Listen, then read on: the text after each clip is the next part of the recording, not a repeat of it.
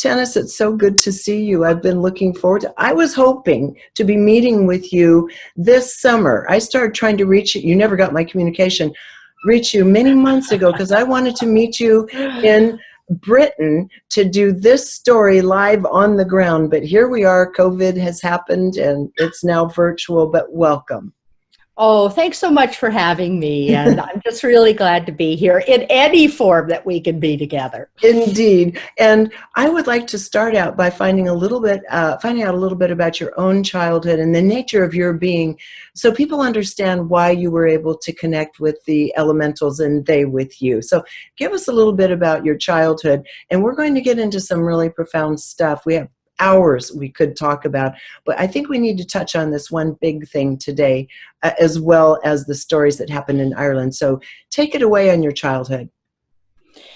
Well, I thought that I was a normal child. I didn't know that anything was different about my perception until I was about 6 years old. And I was walking down the street with one of my young school friends, and I all of a sudden said what she was thinking. And I said, "Why are you saying this to me and thinking something else?" And she was so absolutely shocked that I heard what she was thinking. And until then, I didn't realize that others didn't hear what others were thinking or see other realms. It had never dawned on me. And so I went home and I tried this on my parents. And I tried thinking one thing and saying another. And to my horror, I discovered that they couldn't tell the difference either. And that's when I learned at a very young age that my perceptions were different. And I also had to learn at that very young age to look like everyone else, fit in as everyone else. And I developed my own system of ethics that I never listened or looked at someone more deeply than they wanted to be heard or seen. That's beautiful.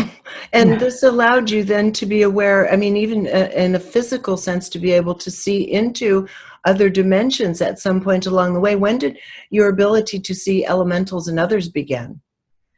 I think that a lot of children have this. And you know, when people talk about, oh, my kids had these special friends and their names were Sarah and Sue, and we used to have tea parties for them. And these special friends are elementals. And the thing is that when kids are around 7 or 8 years old, a veil comes down. And this is a natural, organic process in our development. And I think it's so that we'll start developing other parts of our character. But when this veil comes down, children often forget that they even had those friends. And if by any chance they escape that closure, when puberty happens around 12, 13 years old, then they forget. Now, in my case, these veils never came down. So, and I think my job has been for decades now to help people to open up these veils again so that they can see and hear other realities. And we so want to. I mean, it's a magical realm that you're talking about, and most of us were exposed to this realm through Disney and movies like Peter Pan. And didn't every little girl that see that want to be Tinkerbell? Or Peter Pan. Or Peter Pan. I wanted to be Tinkerbell or Peter Pan. And so, I mean, I've always had this magical fascination with this realm, but I don't see them physically. I tend to more feel beings and things around me. But let's go ahead and talk about, before we go to your meeting with Lloyd, the leprechaun, I wanted to just ask something about right now, because so many people are struggling with right now.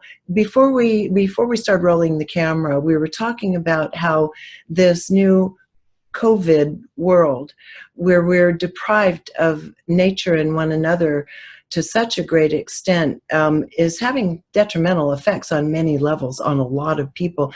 And I asked you if you could talk about how this is affecting the elementals in their world and what they might be doing to help us in ours, and the whole notion of people being, I was in San Francisco and people were wearing masks on the street. I mean, not just in buildings, but just walking down the street. So this is cutting them off from even fresh air. So let's talk about this for a moment from your perspective. This is a really large topic. A couple of things come to mind for me. One of them is that that nature itself all over the world is recovering. The fact that we're not flying planes and we're not Very polluting, true. whatever, we're not driving our cars so much. This is it's a rest. It's a pause for nature. So that's the good news. And whenever we're talking about nature recovering, the elementals are happy. So in that way, they are very happy. I think that we humans are moving with the whole earth and with all other sentient beings to a higher frequency, a higher dimension. So before this happens, we're being put in a kind of a cocoon.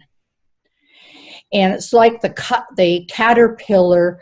We've been caterpillars, we've been very greedy, and we've eaten up our environment. We've destroyed our environment, and now it's time to cocoon.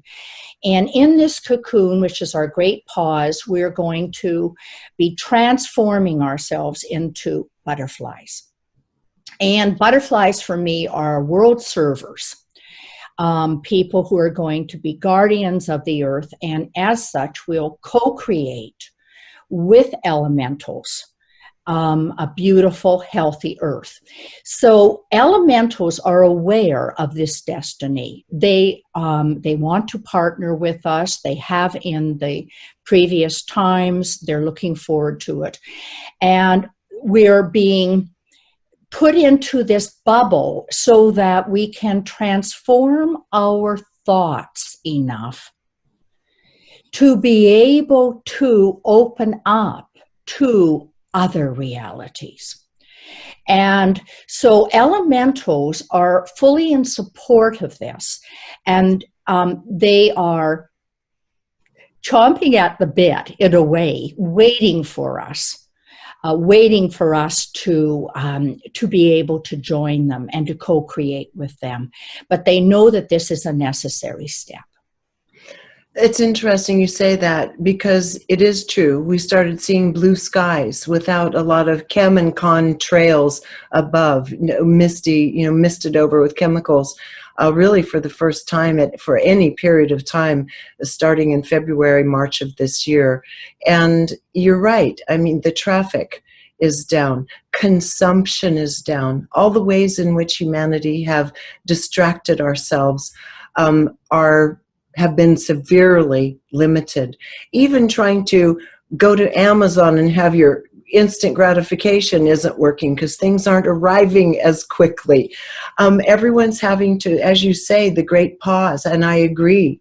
I think the problem that I'm now having some question about, and everyone has their own ideas and their own notion of science regarding wearing masks, but enough has come out to know that if you're outdoors and you're breathing and walking and so forth, you should be able to breathe fresh air. So somewhere in this, nature has to be more deeply embraced in our lives in order for the depth of this transformation you're talking about to occur, I would assume.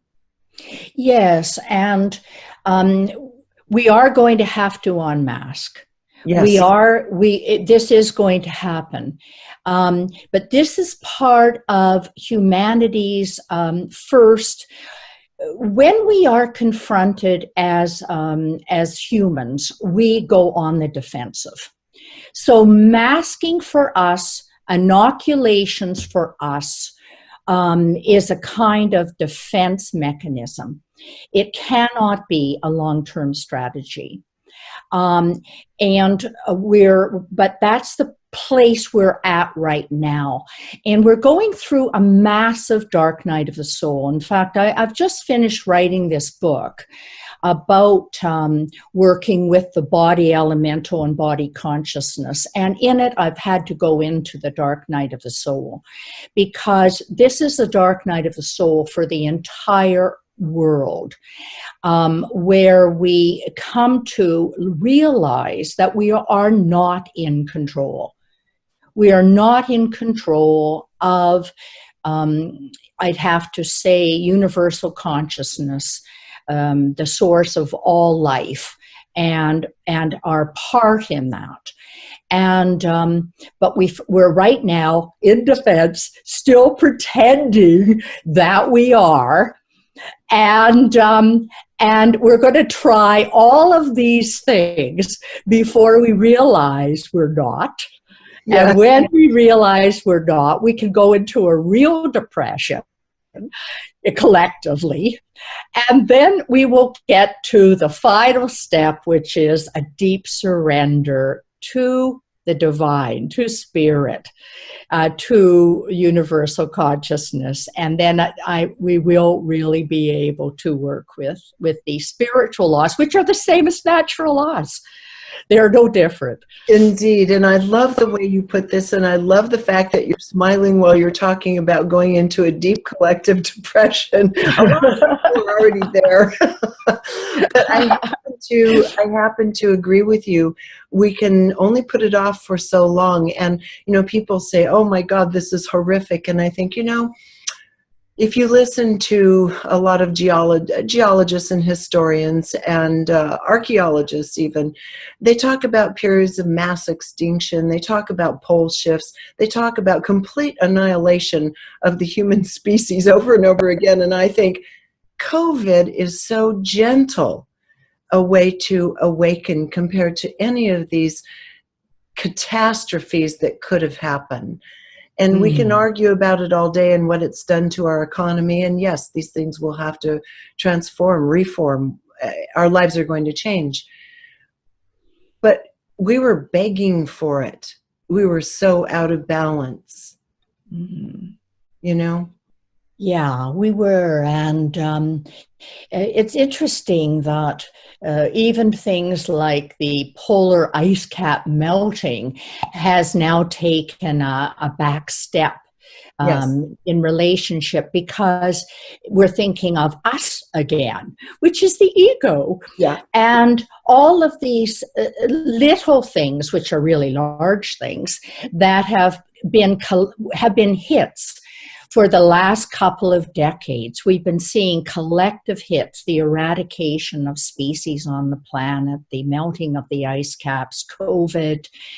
And the message will continue to be stepped up unless we recognize, and sometimes we need it to be stepped up. And I'm really not a doom and gloom person. I am incredibly optimistic about this. I'm with you. I feel the same way about it. We just have to wade through the mud until we can get this figured out and go into a higher space. Yeah. So we're in agreement on that. Finish what you were saying, because pretty soon I want to get into Lloyd. Go back to 1985. Okay. Well, just, people who are listening to this conversation, they may have been thinking, oh God, I hoped I would escape this topic if we only went to talk about elementals. But this is also based on the thing that we can segment our lives into different categories, and some are happy categories and some are sad categories, where the boundaries of everything are breaking down. And I think of this as a very positive experience, and because these ways we boundary ourselves and separate ourselves into categories and black and white and good and bad. Everything that is happening on the earth now, I feel, is for a purpose. I agree. And I would imagine that Lloyd is agreeing too. So let's get to Lloyd. He Let's is. talk about 1985. When you headed to Ireland, you were having your own personal dramas and traumas, and you were seeking enlightenment, and instead you met Lloyd, which I love. That's right. Lloyd the leprechaun. Lloyd the leprechaun. So set the stage for what happened in the little town you went to, and there was a fire burning and waiting in this little cottage for you. And before long, Lloyd the leprechaun, with a little paunch and a nice top hat, and his family showed up. Well, as you said, I had given up my work in the world. I was quite young, but I no longer wanted to deal with worldly problems. So I was seeking enlightenment. And, you know, if you read all the books, it says you have to surrender your relationships and your jobs and everything to which you are attached. And then you're bound to become enlightened. So I believed that in the early days. And off I went, having done all that, ended my relationship, and got to this cottage and walked in the front door, and it was dusk, and I was there for the summer to become enlightened. And there was this leprechaun family lined up in front of me, these small people, the male, a female, and 2 children. And at first I thought, even though I see these things, I thought, this can't be happening. This isn't part of my program. And then he said that they had occupied the cottage for over 100 years. They live much longer than we do, and that they were waiting for someone who could see and talk to them, and he was going to teach me all about elementals. And I was going to have to write a book in 10 years about the experience, because people were not ready to hear about this at that time. And so the next day I went down to the village, and I walked into the one shop and said to the man there, you know, I'd like to buy this and this and this. And he said, "Oh, are you a holiday maker?" That's what they call vacationers. I said, "Well, I've actually rented the Douglas Cottage." "Oh, the Douglas Cottage. Did you not know it's haunted?" "Oh, haunted by what? Because there's no way I'm going to say I know anything." And he says, "Oh, haunted by the little people."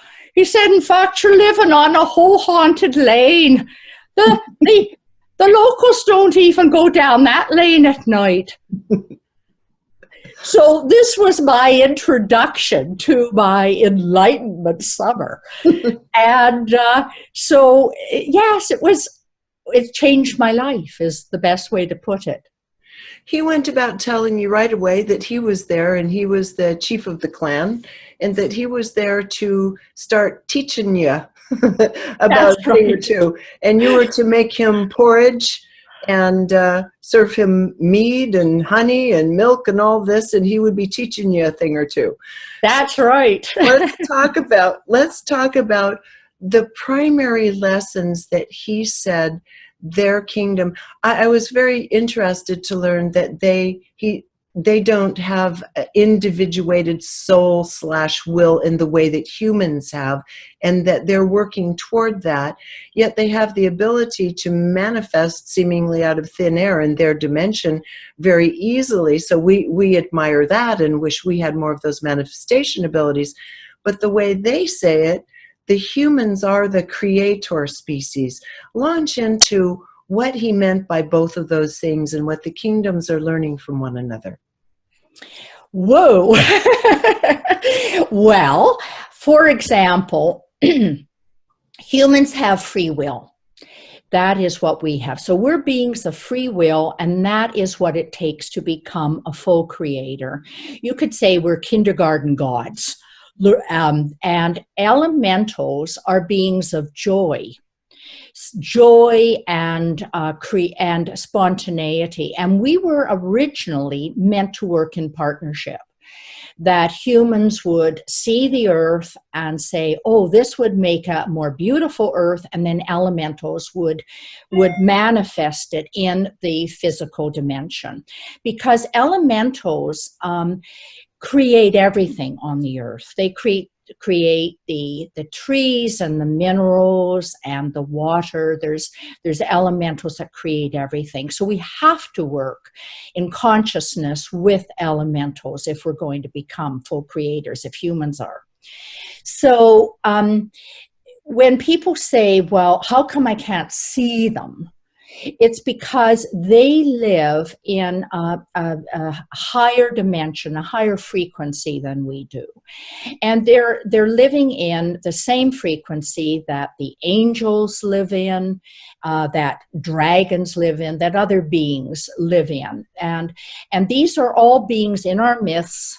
And I remember when Time magazine did something on how many people believe in angels, and it turned out to be the majority of people believe in angels. And so it's the same kind of thing with elementals. So what Lloyd was wanting me to do was to teach people about the importance of elementals.